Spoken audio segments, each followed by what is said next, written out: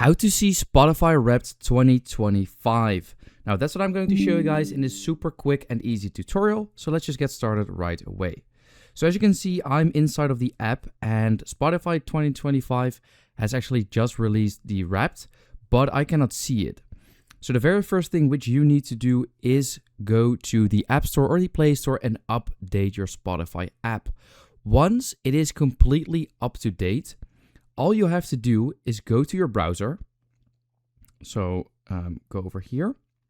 Then search for Spotify Wrapped 2025. Now then you want to scroll down. And once you have scrolled down, you want to click on any of these links. So this will bring you over to your Spotify Wrapped, as you can see. Now I already played it.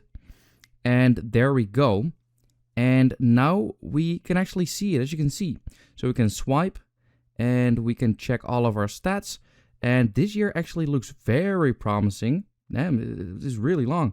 So then at the end, you can click on Get Your Report and it will make it for you. It looks really cool. You can click on Share and share it with everyone that you want. So that is pretty much it. That is how to see Spotify Wrapped 2025.